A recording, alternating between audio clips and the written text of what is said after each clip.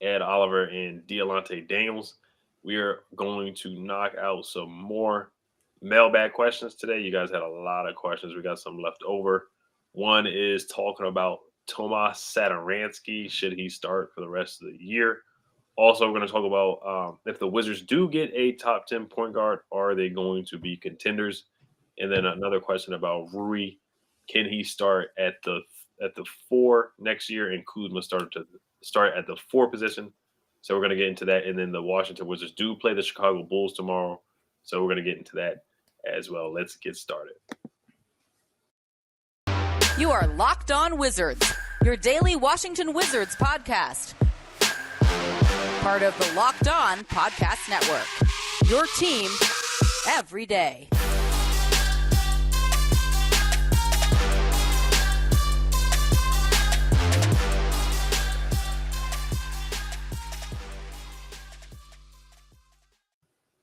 Thank you for making Locked On Wizards your first listen every day. We are free and available wherever you get podcasts.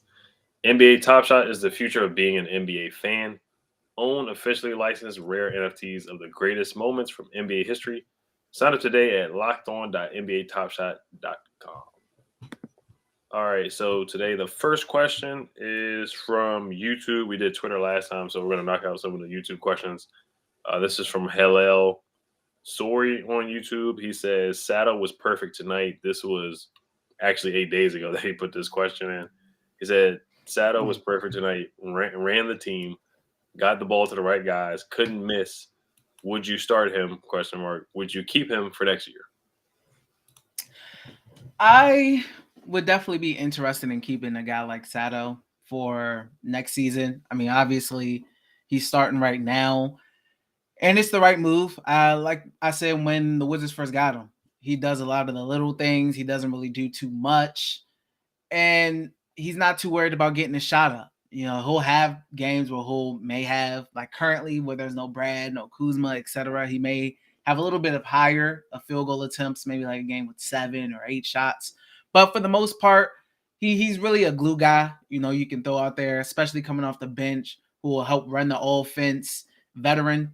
So I don't have an issue with him staying next season. And he's, I think, what Wes really wants, and especially in one of his backup guards, the guys who can help run the offense, a bigger guy, not a smaller guy who's jacking up shots, etc. And what Bradley Beal said as well about getting bigger guards, getting bigger guys. He fits that mold. So I definitely wouldn't mind him returning for next season. Yeah, and he shouldn't really cost much. I mean, the Spurs, they weren't playing him at all. So we got him for a bargain bin deal. He got bought out by the Spurs and we picked him up.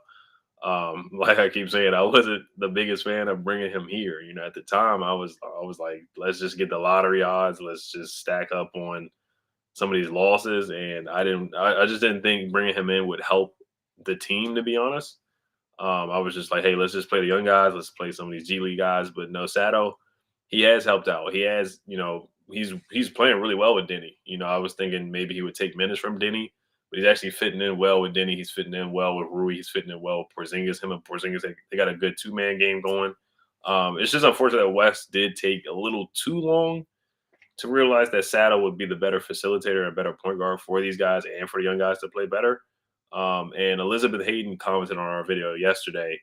Shout out to them. They said that we didn't bring up Sato's defense. Yes, he has been better defensively than Neto because they pick on Neto because Neto's like 6 feet tall. So it's just easy to score over him. Guys post him up and guys just shoot over him. And you're not able to do that to Sato. He's 6'7". He's a really, really tall guard. And like you said before, Brad said it, assistant GM Bradley Beal said it on the post-game show. They want taller guards. Well, hey, there you have it. Sato might not be a starting guard. He's nowhere near a top 10 guard in this league. Probably not even a top 15 point guard, to be honest, in this league. But he does the little things he does what the Wizards really need. They just need a guy to get the rebound, push the ball, not pound the ball, look for open shooters, look for open shots. And then when he has a shot, he's not scared to take the shot either. But he's not like hunting and forcing shots. He'll take the open mid-range, take the open three, get to the basket. He can finish a little bit. And then sometimes he'll sneakily dunk the ball sometimes here and there too. So, but defensively, yeah, he definitely brought some life defensively. And next year, yeah, I would bring him back. He shouldn't really cost that much, to be honest. I mean, he'll be more than a veteran minimum deal probably, but he's not going to really cost more than really I would think like 3-5 million to be honest. So sure, yeah, I'd definitely bring him back on a 1 year deal or a 2 year deal, something like that. Thank you for your question. The next one, this ties into point guard play again. This is from Peter Van Dixhorn on YouTube. He says, "Do you think if we add a top 10 point guard, stay healthy next year, and the young guys develop, could we be contenders?" Man, contenders. I feel like it's a lot that needs to go on for the Wizards to end up being any kind of contender. Firstly, they have to shore up the defense. Whoever they get, whether it's adding a top 10 point guard or health or developing the young guys, it starts with buying in on the defensive end, because you can have, a top 10 point guard, etc., and that'll help, especially offensively. But if you're giving up 115, 120 points almost every time you step foot on the court, then there's going to be a lot of inconsistency and a lot of losing streaks and some winning here, but losing there. They gotta buy in first on the defensive end, no matter who they bring in, etc. They gotta find an identity. That's my biggest things for them right there for the off season. Of course, personnel, top 10 point guard, like you said, would help. But what kind of team do you want to be? Do you want to be a gritty team? A team that fights defensively, or do you want to be a team that just isn't shootouts every time? I don't think that's a great kind of winning, contending style of basketball. So yes, that all helps, but they got to buy in. They got to find an identity, and they got to defend. Yeah, it kind of depends on what kind of contender Peter's asking for. A championship contender. That's what I assume that he's saying. A lot of things would have to go right now. A top 10 point guard, I just don't see them getting a top 10 point guard. I mean, you look at the free agents that are available. There's just not many options. I know Malcolm Brogdon is brought up a lot. I guess he would be considered a top 10 point guard. Yeah, it's just the pickings are really, really slim. It's really hard for them to acquire a good point guard, to be honest. They could get some like role player type point guards, maybe like a Tyus Jones or something like that, or the reunion with John Wall or something like that. But yeah, a lot of pieces would have to fall the right way for the Wizards to become a contender. Like he said, everybody has to be healthy. Kuzma has to come back firing all cylinders, and of course Bradley Beal has to play better than what he did this past year. Porzingis has to stay healthy and play well. They have to have a good mix. Whatever draft pick they have is going to have to hit too. Denny and Rui are going to have to develop and get better. Wes Unseld is going to have to coach better. Everybody's just going to have to be better than what they were last year. But like you said, as an identity, yeah, they need to push the ball more, create some open shots for Bradley Beal. Him getting some open shots, because a lot of his shots were just dribble, dribble, dribble. Can they get some easier shots? Can the point guard come in and facilitate some easier shots for him? Some easier shots for Porzingis. Kuzma get some easier shots. Can they work together? But yeah, if they get a top 10 point guard, I would say they could get to the second round. I would say that if everything breaks right, they could get to the second round, and then who knows? Because yeah, if Porzingis is playing well, like he did, like if he plays like he did against the Lakers, and Bradley Beal plays like his usual self, like that All NBA Bradley Beal, and Kuzma plays like he did in the second half of the year, it's a lot of ifs. And let's say they do get a solid point guard to come in and play some defense and get guys open, and sure, I would say they could make like the 4th or 5th seed in the East. I only say that because the East is just getting better. So it's not the East of old. You still got the Heat, you got the Nets. The Sixers are coming back next year. They're going to be firing all cylinders. The Nets are going to be back with KD and Kyrie. The Heat are going to be good. They're first place in the Eastern Conference. So you're really looking at fourth, in my opinion, I would say like a 4th or 5th seed, and they could compete. I'll say that. Yeah, 4th, 5th seed, that would be really good. Especially because it's hard to jump from just.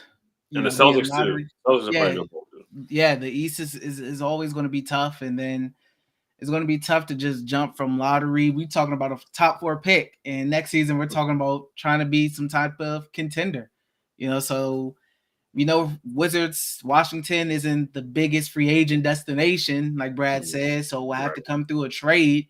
And we all know the Wizards don't have the best trade assets right now. So realistically, they need a lot, man. And they got to find some way to figure it out and build a team that's at least second round worthy.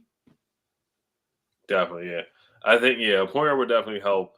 But right now, I think if things break right, then the best would be like a fourth or fifth seed. So, but we'll see. That was a good question there. We got a couple more questions coming up, but before we do get into that, this episode is brought to you by NBA Top Shot. NBA Top Shot is the officially licensed NFT of the NBA.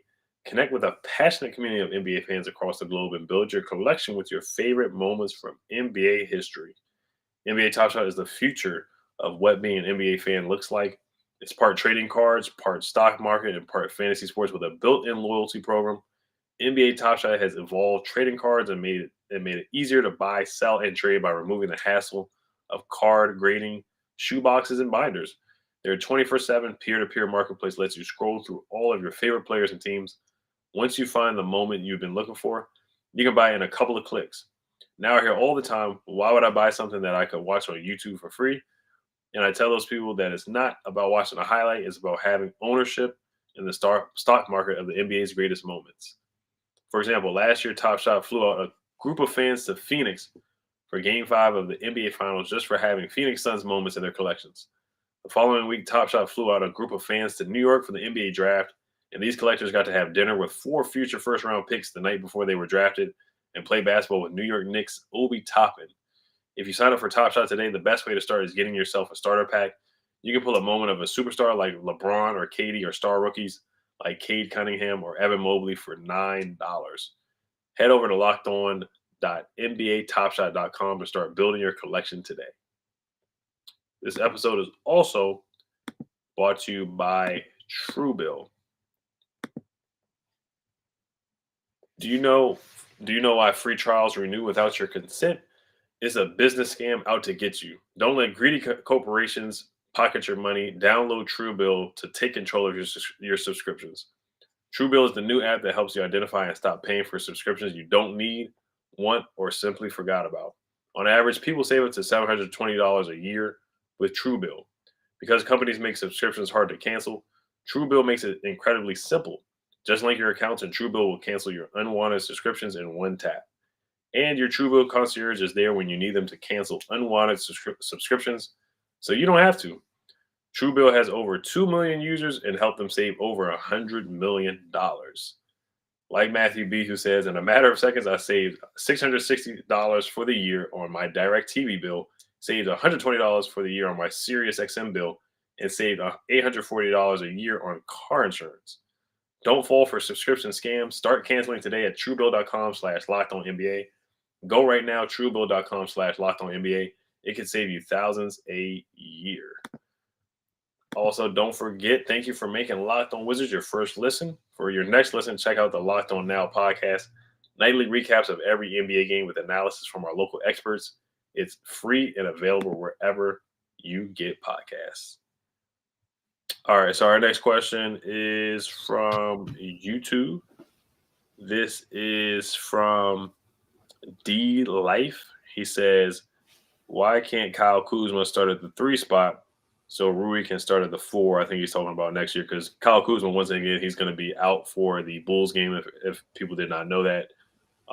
This is his 5th game out in a row. So, and then there was a report from Chase Hughes saying that Kyle Kuzma is not going to be sat out for the rest of the year, but there's only about 9 games. So we'll see. But what did you think about D Life's question?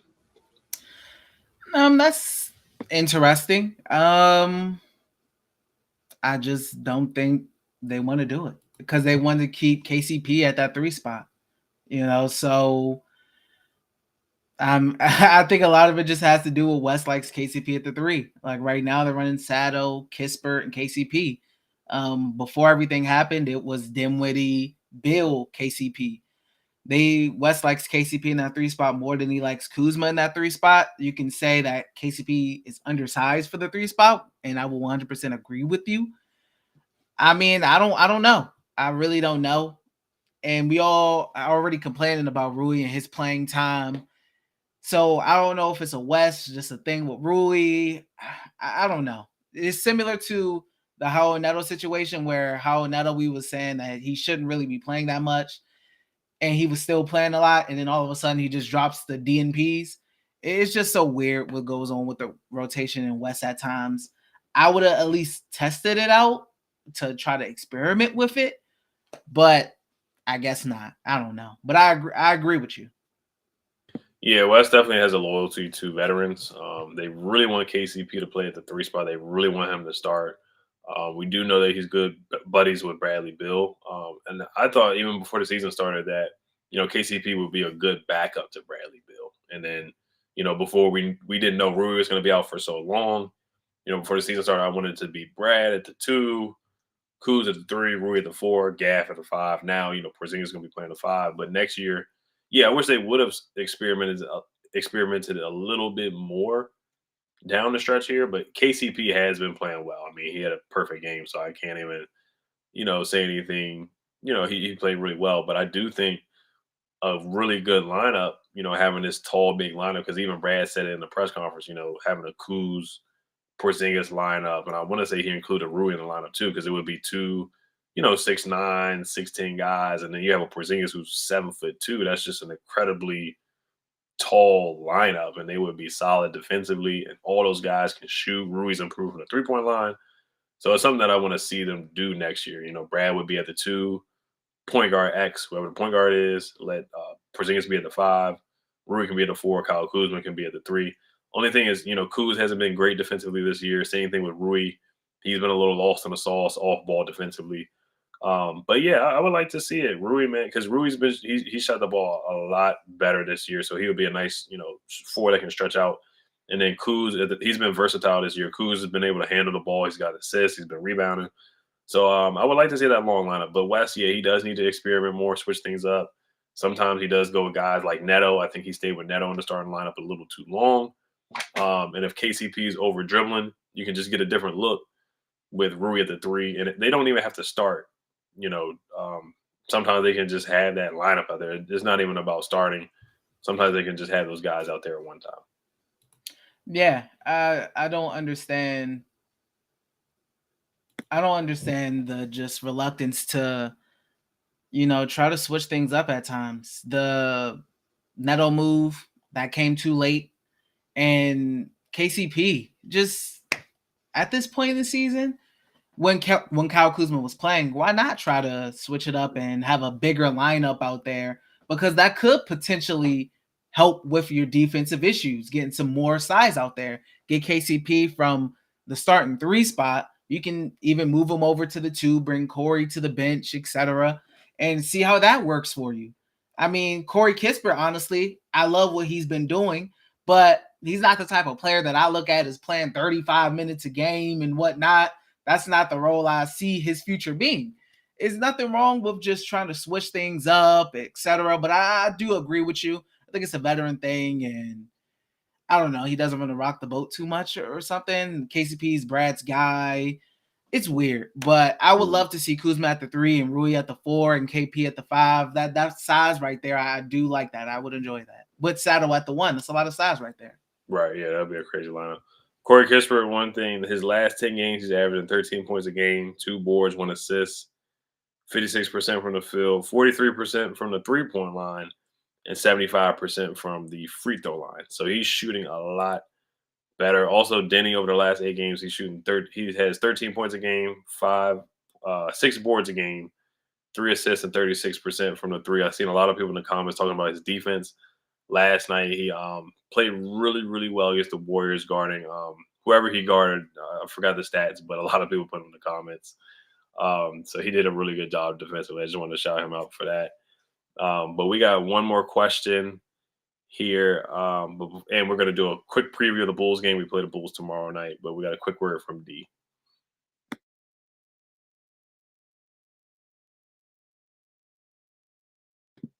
Oh, dear, you're on mute.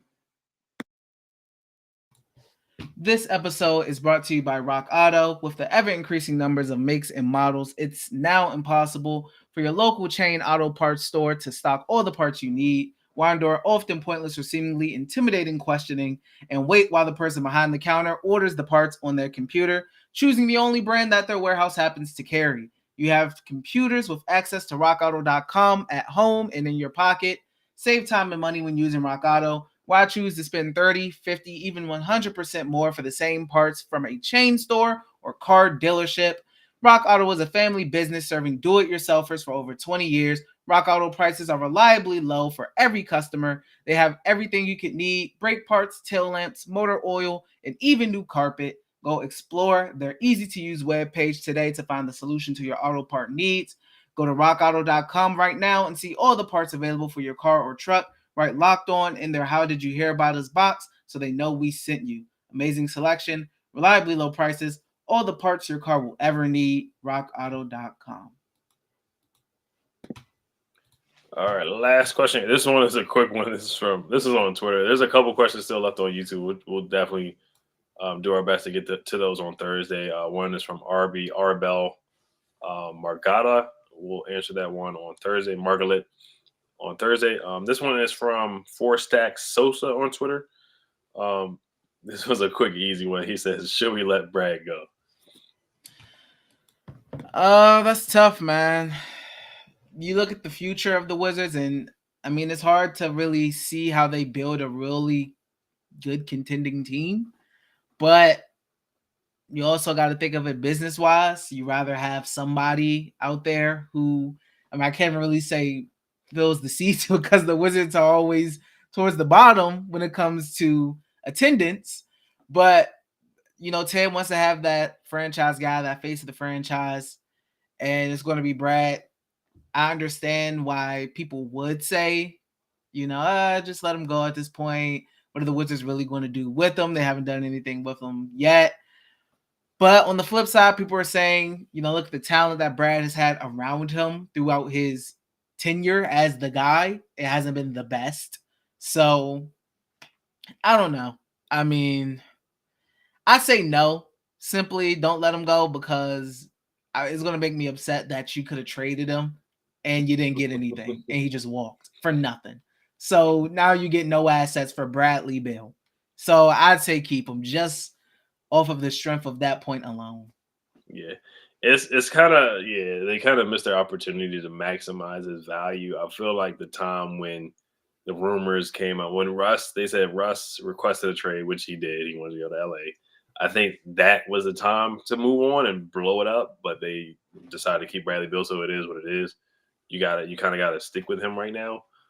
They could do a sign and trade, which, you know, we heard the rumors about the Miami Heat doing. They want him so badly, so the Heat are just, they want Bradley Beal so bad. So I guess they would trade, Hero, Duncan Robinson, a couple picks, Max Strus, and a couple other guys.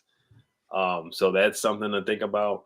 But I just think it's kind of late now. I think they did miss their opportunity, like you said. And they're gonna, we already know what Tommy Shepard's gonna do, what he wants to do. And all the interviews that we listened to, we went on Draymond Green's podcast. He went on the post-game show. Everything sounds like Brad is here. He already said he's looked at point guards. He's already going to, make moves or assist Tommy Shepard in moves. So it's like, we have no choice. But just to root for Brad and support him. But as far as from like a armchair GM looking at it, I think I would keep him for this year coming up.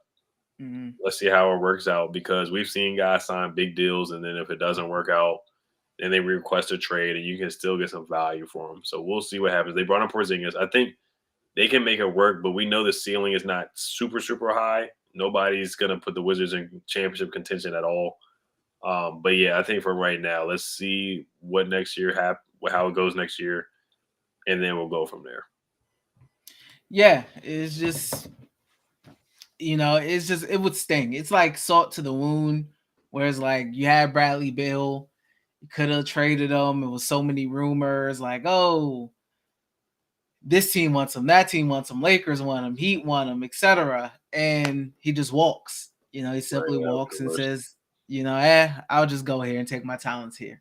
So I think the best case is you sign him and hope for the best. Hope that Bill and the Wizards front office know what they're doing and can build something fun here in DC. Right. All right, so let's transition to the Bulls preview. What's your keys to victory against the Chicago Bulls? Keys to victory, I will say they gotta guard the paint. They gotta guard the paint, and they can't foul. They gotta not can't obviously, but they have to keep their fouling to a minimum because you got guys like DeRozan, guys like Zach LaVine, even Vucevic. Those guys can get to the line. I mean, currently against the Knicks, DeRozan is 7 for 7 from the free throw line. Zach LaVine is 8 for 8, and Vucevic is 4 for 5. So it's really tough. You know, they really got to be able to defend without fouling and be able to defend that paint and defend that mid-range area because we know that's what DeRozan likes to do. And you can't let Zach LaVine get hot because he will kill you. You know, he has 22 right now, and he can kill you from the three-point line if he really gets it going. So they definitely got to try to – I say the main thing is defend without fouling. Defend without fouling. Try to keep these guys off the free throw line as much as possible. Definitely. It's so weird. The Wizards might have an opportunity to have a 3-game win streak. I know they haven't had the back-to-back win streak since January. Forgot to mention that last night in our episode. But, the Bulls aren't playing good as of late. They've lost to a couple of teams. They lost a couple of games here. They had that hot start. DeMar DeRozan was in an MVP conversation. He's kind of cooled off a little bit. And then Lonzo Ball, he hasn't played in a couple of games. He's been injured. And the Bulls are playing on a back-to-back, so the Wizards could take advantage of that.